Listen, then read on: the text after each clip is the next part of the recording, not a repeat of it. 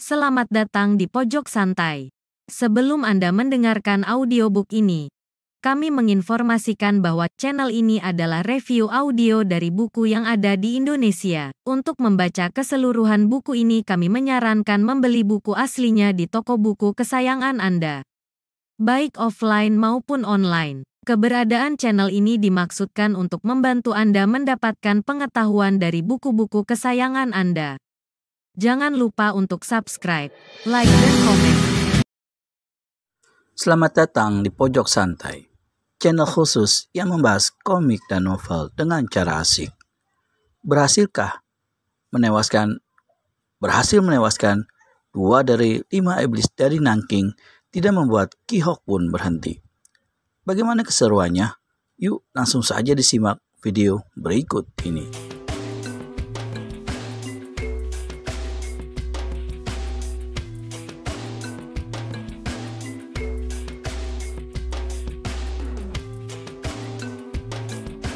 Pelacuran adalah salah satu macam pekerjaan yang paling tua di dunia. Sama tuanya dengan umur umat manusia dan terdapat di mana-mana. Umumnya, di masa perang dan sesudah perang, pelacuran lebih menjadi-jadi dibanding dari masa damai. Hal ini disebabkan karena kesulitan hidup akibat peperangan itu sendiri. Demikian pula yang terjadi di Tiongkok sesudah Perang Saudara berkecamuk. Kota-kota seperti Peking, Tianjin, Hankou, Nanking, Shanghai, Ningpo, Kanton, dan sebagainya timbul menjadi pusat-pusat hiburan dengan pelacuran pada tingkat teratas. Bahkan, gejala buruknya kehidupan sosial ini menjalar pula ke kota-kota kecil ke pedalaman. Salah satu dari kota-kota kecil yang dilanda pelacuran itu adalah Angkeng di Provinsi Jiangxi, kira-kira 20 li di barat Laut Nanking. Meskipun Angkeng cuma sebuah kota kecil, namun karena menjadi pusat pertemuan dari 3 buah jalan raya, maka tak urung kota ini senantiasa ramai setiap siang maupun malam.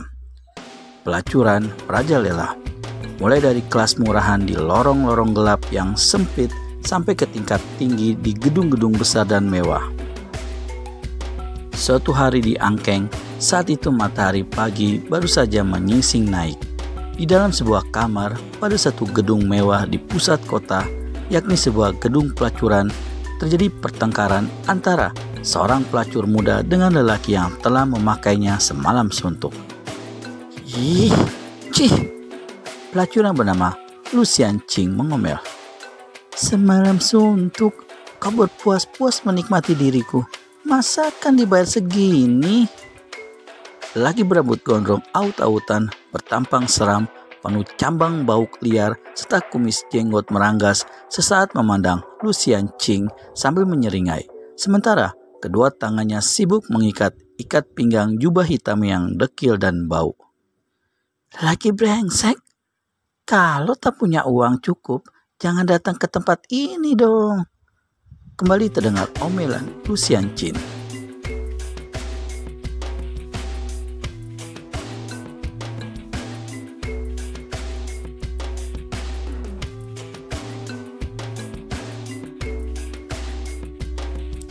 Sang tamu yang berbadan tinggi jengkel juga mendengar ucapan itu dan berkata,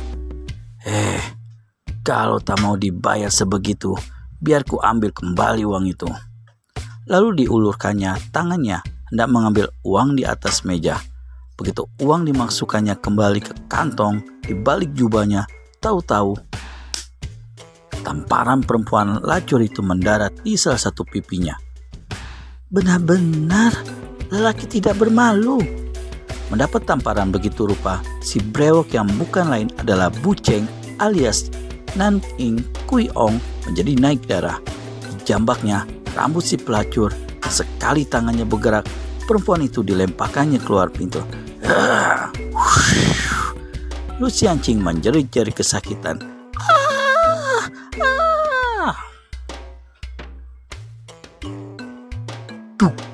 Keningnya terantuk dinding pintu, kelihatan bengkak dan mengucurkan darah. Seorang lelaki tinggi besar bermuka hitam, entah dari mana datangnya, tahu-tahu sudah berada di tempat itu. Gerakannya enteng, tanda dia memiliki ilmu. Sesaat ia memandang pada tetamu berjubah hitam, lalu berpaling pada Lucian. "Ada apa?" tanya si muka hitam ini. Namanya Song Bun Lip. Ia adalah kepala keamanan di gedung pelacuran itu. Perlu diketahui, Lucian Ching adalah primadona dari semua pelacur yang ada di situ dan paling muda usianya. Sudah sejak lama, Bun Lip menaruh hati pada pelacur ini dan agaknya Lucian pun senang padanya. Tentu saja, melihat orang yang disayanginya luka seperti itu, Bun Lip jadi marah. Apalagi setelah Lucian Ching menerangkan apa yang terjadi. Song Bun Lip membantu Xian Ching berdiri, lalu berpaling pada Bu Cheng dan berkata, "Loya berjubah hitam, Pinceng adalah Song Bun Lip, kepala keamanan di gedung ini. Pinceng dan majikan tak ingin terjadi keributan di sini.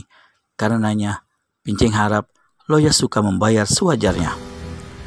Loya telah mendapat hiburan, bukankah pantas membayar menurut aturan?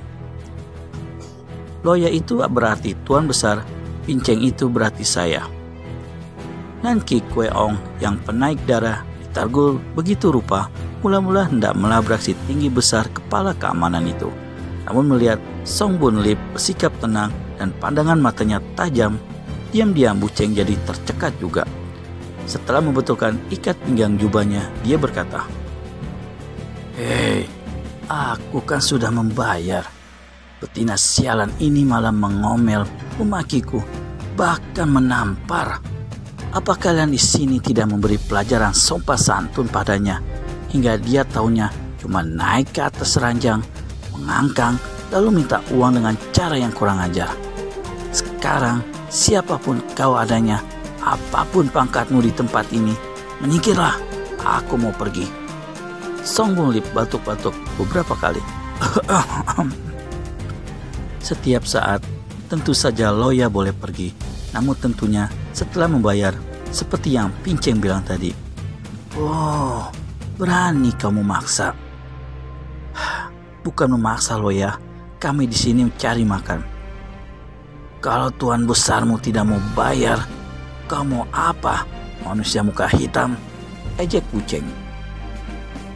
Jika demikian adanya, terpaksa Pinceng menjalankan apa yang hendak menjadi tugas Pinceng, saut Song Bun Lip. Puceng tertawa bergelak. "Hei, manusia bermuka hitam, macam pantat kuali. Rupanya kau tidak melihat gunung Taishan di depan mata ya." Sabis berkata demikian, Nanki Kue Ong dorongkan tangan kanannya ke dada kepala keamanan itu. Song Bun Lip terkejut, karena detik itu juga dia merasa dadanya seperti ditindih batu besar. Kontan mukanya berubah pucat. Sebagai kepala keamanan, Bun Lip memang memiliki ilmu kepandaian silat yang tinggi. Tapi semua yang dimilikinya hanya ilmu luar atau ilmu kasar belaka. Di dalam, dia sama sekali tidak mempunyai isi. Sebelum tubuhnya terlempar dan terjengkang, lelaki ini melompat ke samping dan dari samping langsung kirimkan satu jotosan ke pelipis Puceng. Hiat! Meski pukulan ini tidak mengandung tenaga dalam, namun demikian hebatnya hingga kalau sampai mendapati kepala Puceng, pastilah manusia iblis ini akan lengkah kepalanya. Akan tetapi, tentu saja Puceng, manusia pertama dan pimpinan dari Nanking Ngokui, tidak semudah itu untuk dijatuhkan. Dengan gerakan seperti acuh tak acuh dan sikap memandang rendah, Puceng mengelak dan entah kapan tangannya bergerak, tahu-tahu kepala keamanan tempat pelacuran itu mengeluh tinggi. Tubuhnya terpental keluar kamar, terguling-guling di langkan gedung, terus terhampat di halaman depan, muntah darah, mengerang kesakitan, tetapi masih sanggup bangun kembali. Song Bun Lip, orang yang tahu membaca kehebatan lawan. Dengan tangan kosong, tak mungkin dia sanggup melayani si jubah hitam ini. Karenanya, dia segera cabut golok. Dengan mulut berlumuran darah, dia melangkah mendekati Puceng yang diserang tegak tolak pinggang di tangga gedung. Sementara itu, orang mulai banyak berkumpul di depan gedung. Ankeng adalah kota hiburan yang hangat. Setiap perkelahian atau sesuatu yang berbau kekerasan akan segera menarik perhatian orang banyak. Mereka akan menonton dengan senang, malah memberi semangat agar perkelahian menjadi lebih hebat. Golok di tangan Bunlip menyambar ke arah tenggorokan Buceng.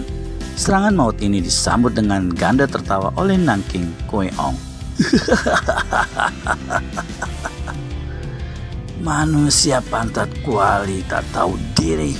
Kau rasakanlah bagaimana senjatamu sendiri akan menembus dadamu. Song Bunlip sudah dapat memastikan bahwa serangan kilatnya yang ganas itu akan membuat bergelindingnya kepala lawan. Tetapi tidak dinyana, tahu-tahu sikutnya terasa remuk, berderak, dan di lain saat lengannya tertekuk hingga ujung goloknya dengan sebat dan tak dapat dihindarinya lagi menusuk keras ke arah badannya sendiri. Semua orang yang ada di situ bergidik dan menyaksikan dengan mata membeliak ngeri apa yang bakal dialami Song Bunlip. Saat itu tiba-tiba terdengar jeritan perempuan. "Ah!" Apa yang terjadi selanjutnya? Kenapa tiba-tiba ada teriakan perempuan? Temukan jawabannya di video selanjutnya hanya di channel Pojok Santai. Segera subscribe dan tekan tombol lonceng untuk mendapat notifikasi video terbaru dari kami. Oh iya, bagi teman-teman yang ingin membaca Wiro Sableng atau novel silat lainnya, bisa mengunjungi Negeri Para Pendekar Blogspot. Terima kasih dan sampai bertemu kembali.